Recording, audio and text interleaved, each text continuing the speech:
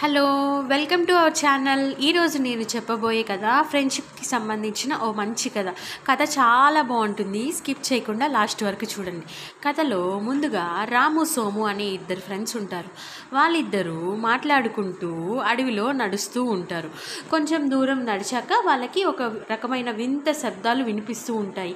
ఏంటి ఆ శబ్దాలు అని చెప్పి మామూలుగా నడుచుకుంటూ వెళ్ళిపోతూ ఉంటారు. కొంచెం దూరం వెళ్ళాక ఆ శబ్దాలు మరీ దగ్గరగా వినిపిస్తూ ఉంటాయి. ఏంటా అని చూస్తా ఇద్దరు చాలా భయపడుతూ ఉంటారనమాట. ఏంటి ఆ శబ్దం అని తీరా చూస్తే ఒక ఎలుగుబంటి వాళ్ళ దగ్గరికి వస్తూ ఉంటుంది. ఇద్దరు చాలా భయపడి పరిగెత్తుతూ ఉంటాడు. ఆ ఎలుగుబంటి కూడా వాళ్ళిద్దరు పరిగెత్తడం చూసి వాళ్ళిద్దరిని వెంబడిస్తూ వాళ్ళిద్దరు వెనక పరిగెత్తుతూ ఉంటుంది.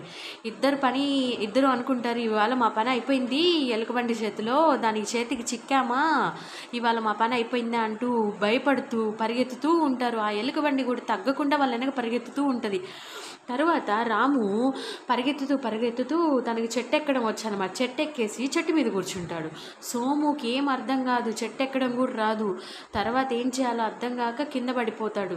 ఎలుగుబంటి తన దగ్గరికి వచ్చి తన చుట్టూరు చూసి తిరిగి వెళ్ళిపోతుందనమాట. అంటే సోము తను చనిపోయినట్టు యాక్ట్ చేస్తాడనమాట, పడిపోయి ఊపిరి కూడా పీల్చుకోకుండా. ఎలుగుబంటి అది చూసి వెనక్కి తిరిగి వెళ్ళిపోతుంది. అప్పుడు రాము చెట్టుపై నుంచి కిందకి దిగి ఎలుగుబంటి వెళ్ళిపోయిన తర్వాత కిందకి దిగేస్తాడనమాట.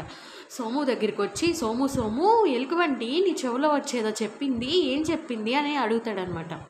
నీలాంటి ఫ్రెండ్స్తో స్నేహం చేయొద్దని చెప్పింది, ఆపద వస్తే ఆదుకోకుండా నువ్వు ఒక్కడివే వెళ్ళి చెట్టెక్కేశావు, కాబట్టి నీతో ఫ్రెండ్షిప్ చేయొద్దని చెప్పింది. Thank you for watching. Please share and subscribe. Thank you.